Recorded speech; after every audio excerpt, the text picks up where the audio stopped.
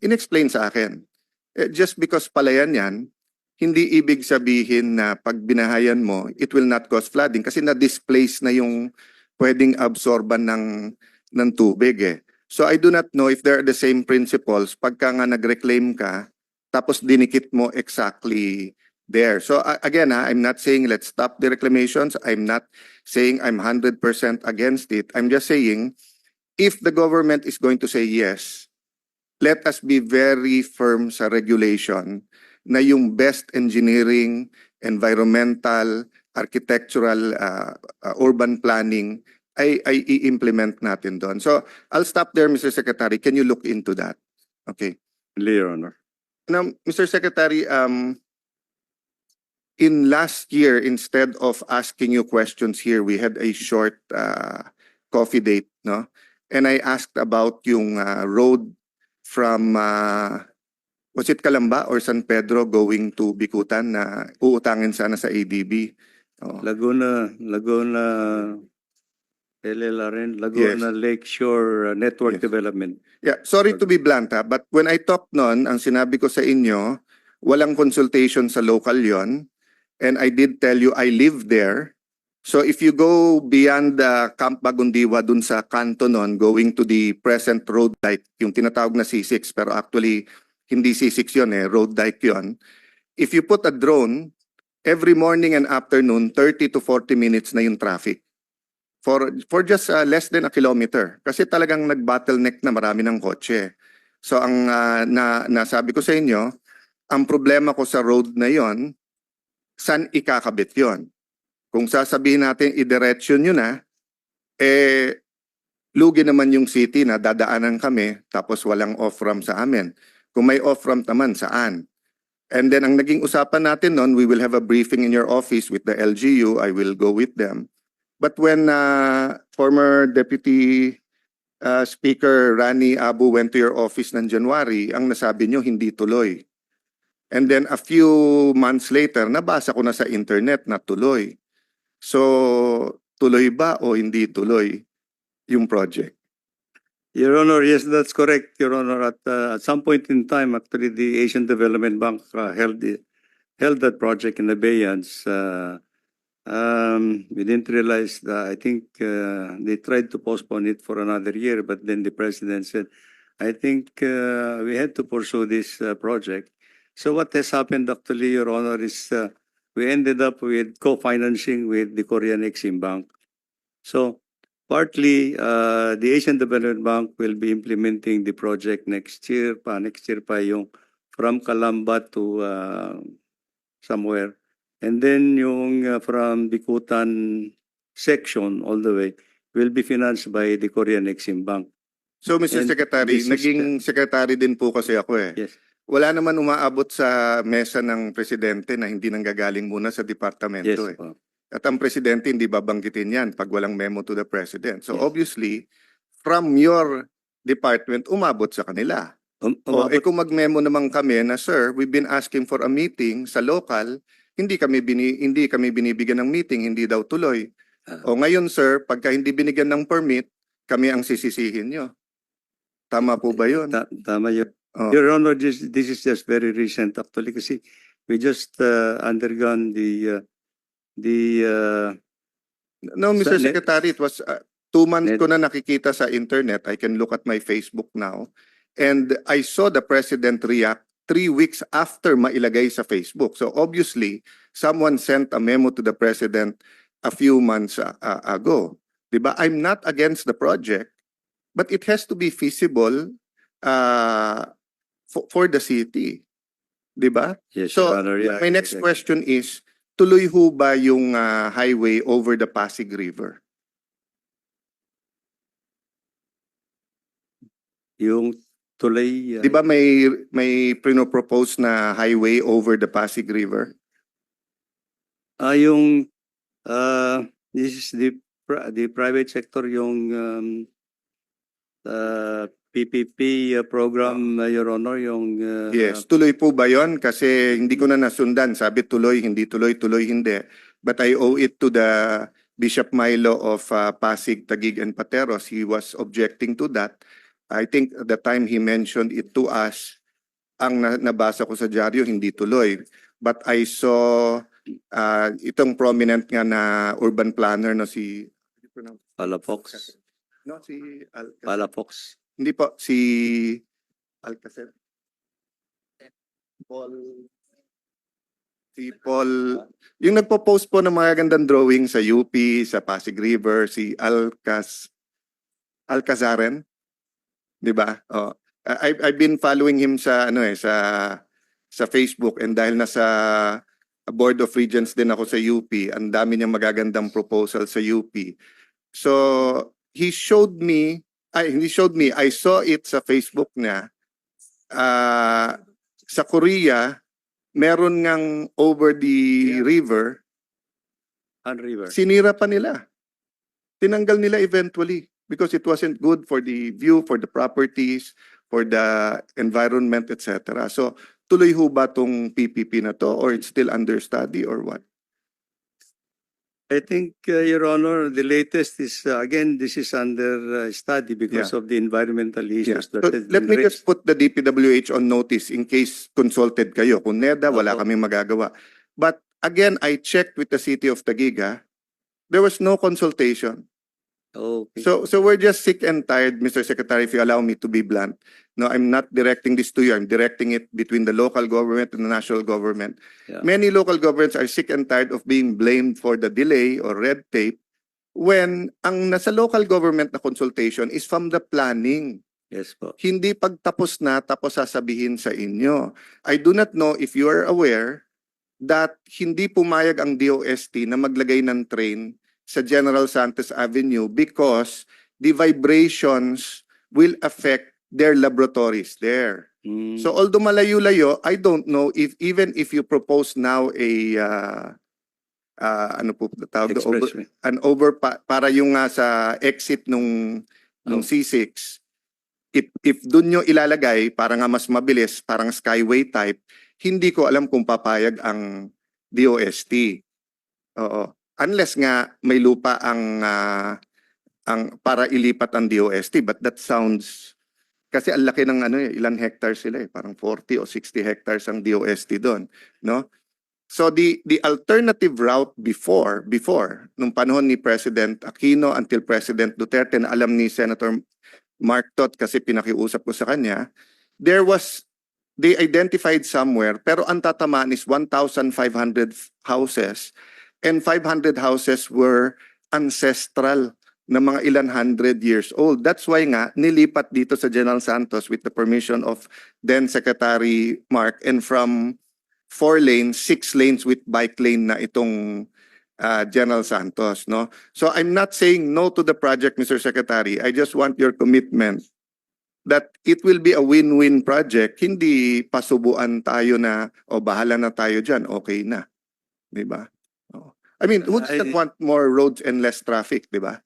Yes, Your Honor. I think, yes, I can give you the assurance that before we implement this project, we'll have this consultation, Your Honor, so that everything will Sige po. be smoothly Thank you, Mr. implemented. Secretary. Yes, Your Honor. And then, the last point I want to make there, no? During the time of President Pinoy, I was a little bit involved, not in the planning but in the consultation.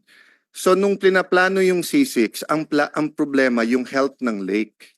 So from about 30 feet ng panahon ni Jose Rizal, if you remember po, yung Vapor Tabo na nasa novel ni Jose Rizal, ang ating national hero, diyan dadaan sa Pasig River din sa Laguna Lake, di ba? So during that time, navigable ang Pasig, which is still is, except that nga may ano ka doon, flood control. And then ang Laguna Lake, from about 30 feet, it's averaging 3 meters na lang. So from 10 meters, about 33 feet to about 3 meters, no? So there was, towards the end of President Aquino, and I think Senator Mark knows this better, parang iniisip kung bubuhayin yung Parañaque Spillway. Pero during the end of the Aquino administration, may proposal na pag ginawa mo yung C6, pumayag ka na sa maliit na reclamation, pero yung reclamation na yon will provide the sinking fund para utangin na nabubutasan yung yung kabilang side, going to the Pacific Ocean, kasi ang kailangan ng lake may pumasok na tubig alat. Whether from Manila Bay through Parañaque or through the other side, not through Rizal. So again, Mr. Secretary, I do not have an engineering background.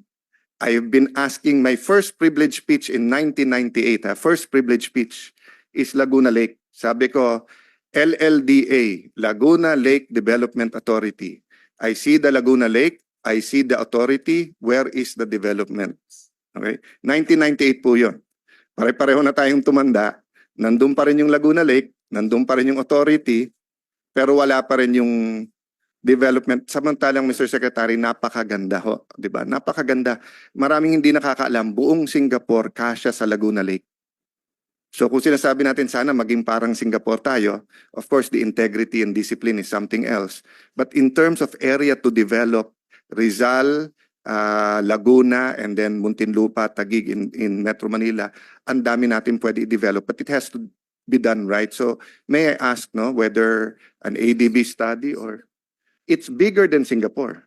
May 1/3 pa na kasya sa loob ng Laguna Lake, no. So Mr. Secretary, so pakitingnan lang po kung baka pwedeng may gumawa ng study. I don't know, it should be DP with LLDA or etc., di ba? So medyo focused kasi ang LLDA sa fish pen eh. So yun ang nagiging problema parati. Ngayon may konti na kasi may solar sa ibabaw, you know, but the LLDA was not built like the BCDA. Di ba? Kung makikita mo BCDA, Fort Bonifacio, sa La Union, Baguio, Clark, makikita mo, di ba? Gumaganda na eh. May development talaga may authority, may pera din. To be fair, may pera ang BCDA. Wala namang masyadong pera ang LLDA. But that's why we want to help them. But that can't happen if they don't have a plan, di ba? And realistically, ang kikita doon is the road and the reclamation, di ba? Than anything else. Sir Secretary, I don't want to open a Pandora's box or to rattle anything, medyo tahimik ngayon, but it is my job na matapos yung, to recommend to the Senate at matapos yung Senate building. So I have a problem. I invited you twice, Mr. Secretary, you didn't come. The second time, Yusek Sadain did not come. And then the people you sent are lying to me. This is a letter where lumabas yung pondo, kung magkano kailangan ng Senate. And when I asked them, ang sagot nila is that nag-stop dito and this is still costing ng 20.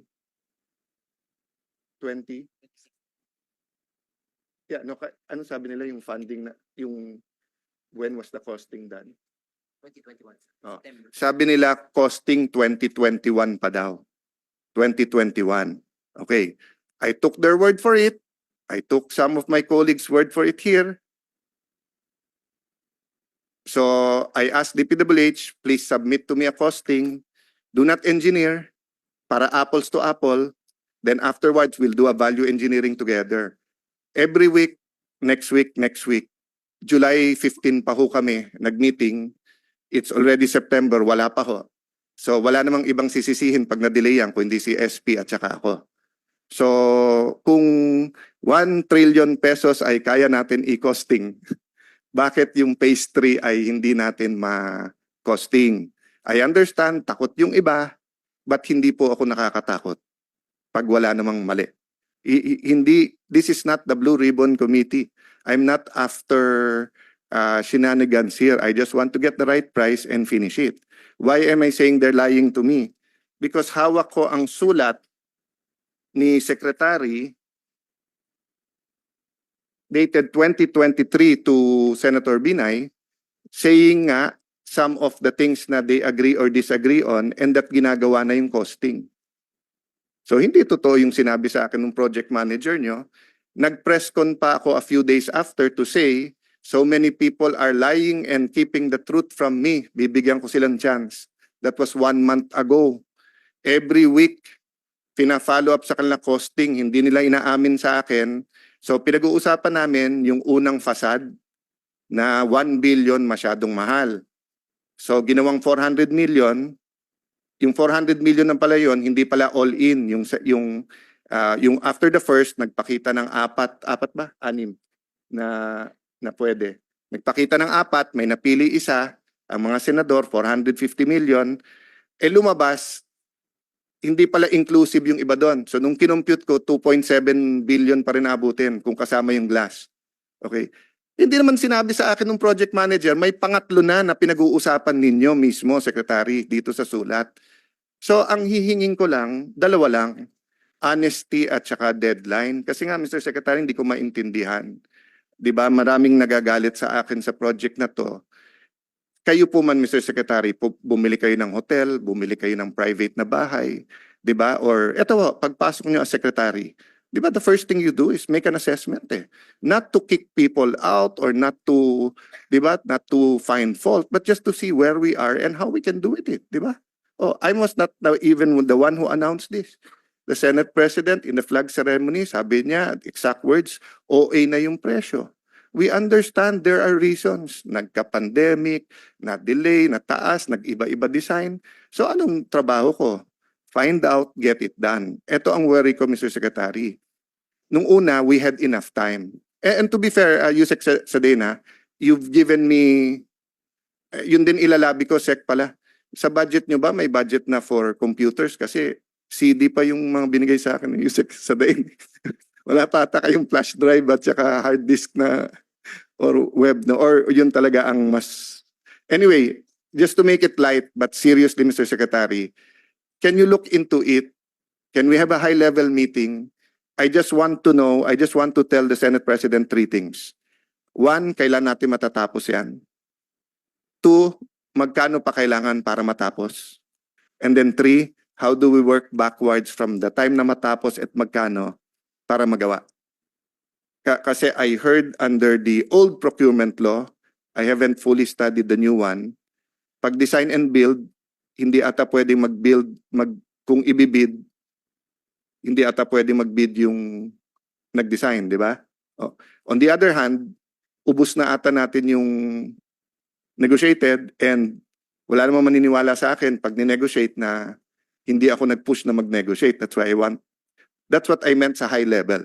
But I assure you, Mr. Secretary, you know me, I know you, we've worked each other. Thank you, Chair, for the time, and our former Secretary, I commit to you. Ang intention dito, paano maging proud ang tao sa napakagandang building na to na ginagawa. O eksakto sa time ko. So, Mr. Secretary, so may I ask, No, I can ask naman through letters sa iba kong mga concern. Sige ma'am, can I have just one more question and answer to this, then just one more question? Yes, Your Honor, I can, well, I'll have to sit down. I'm sorry, but Yes. I apologize. I have to sit down again with the implementing office and To be fair, we'll just have matches of truth, pumunta Yes. din yung afterward, ganito. But I need the whole truth eh. yes, Hindi naman, Yes, Your hindi Honor. ako nagtatanong sino, ang tanong ko lahat pera eh. Yes, Your Tanong ko Honor. lang magkano to, magkano na to, magkano. Hindi ko naman sinabi sino nag-approve, sino yan. So hindi ko malaman ba't ayaw bigay sa akin yung buong katotohanan. But Yusek Sadain, I did give you permission not to attend yung second. I didn't want to disturb yung ikot nyo sa Mindanao. I appreciate yung mga pinadala nyo. Oh. My last question, Mr. Secretary, that's related din dun sa first two questions, yung interagency. I know many of my colleagues ask about yung baha. I'd like you to look into working with DNR, DOST, and maybe the ICT. Kasi I think Senator Loren and other senators mentioned yung geohazard, di ba? But meron kasi tayong Project NOAA na it's quite good di ba? So, and I was in the cabinet during the pandemic, di ba? And all of us said, science-based, let's listen to the doctors. Pero pag may political decisions, we listen to the politicians. Di ba? So I will not put you on the spot, but I will venture to think it's the same in DPWH. We say, let's follow the engineering, let's follow the design, let's follow. But in the end, it is the politicians who will be followed.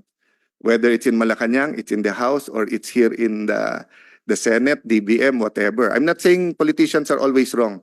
I'm saying is that if the geo map, hazard map, and DOST says, sir, eto yung channel, eto kitang-kita mo, eto babahin, eto ang dapat lagyan. Oh, if the politician says, Sec, walang tao dyan. Dito maraming tao, ilipat mo dito yung flood control. 'Di ba? If in public yung findings ng inyong grupo, then I think mas mahirap maglabi kahit sino, even myself. So if suddenly I want 1 billion for flood control in Taguig and the geohazard map says na no, it should be sa bandang Pasig or should be sa bandang Rizal because the flooding is caused by this in the Laguna Lake and not Taguig, then mahirapan ako maglabi sa inyo. No matter how much I love my city, I have to follow the science, no? So I'll write you formally. I don't know what existing technology ang DICT, but I do know na pretty good, and I think I'm talking to the Secretary of DOST about yung FIBOX modernization today over the phone or pupunta siya. And then DNR for obvious reasons, no? And I'll just tell you the last reason why I heard that, because again, I'm sorry kung sino ka man na original naglagay sa Facebook, sa dami kong tinitignan na pages, minsan hindi ko natatandaan, but someone posted kasi, I think it's Esquire magazine, yung old rivers. Alam ko they posted old roads. I don't know if it was them who posted old rivers in Metro Manila. Tapos kinompare na nila ngayon na natakpan na, yung mga natakpan.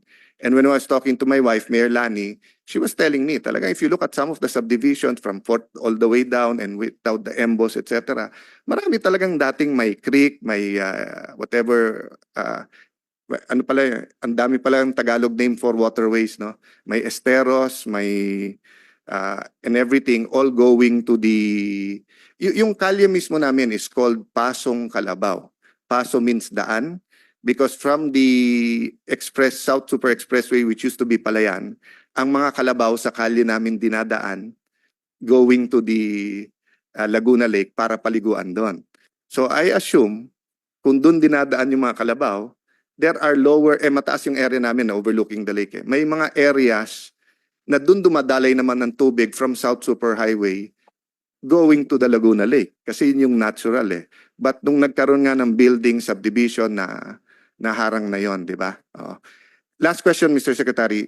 When you had that medyo intense meeting with the politicians, with the leaders from Pampanga, you were proposing non a catchment, just like what we have in Burgos Circle, di ba? Somewhere in Pampanga. Yeah, may pondo na nun. Is that ongoing? This is under preparation, Your Honor, with the assistance of the Asian Development Bank. Let us know po kung sa Metro Manila, we are interested din po na kung there are other areas na feasible yon. Not necessarily po na hingin din namin sa inyong funding, but yung technical. Kasi yung bago naming pong kalye, yung Pedro Cayetano Boulevard, relatively bago. Kayo din po gumawa nun. Yes, Your Di ba? From GMA's time to Pinoy's time. May katabing anong river yon. It's the first time na kahit papano nagkatubig eh. So we're thinking kaya yon in the next few years, but 20 years from now baka hindi kaya. Yeah. And I saw yung sa Japan pala, grabe pala talaga yung under the city noon, no? Yes, Your Honor. Na ganun. Yeah. I know it's expensive. I don't know if it's feasible, Mr. Secretary, but I just want to put it on record that we're interested, and I assume many other Metro Manila cities are also interested. Yes. Thank you, Madam Chair. If my Thank you, time Your is Honor. short, sa susunod. Thank Thank you, Mr. Secretary.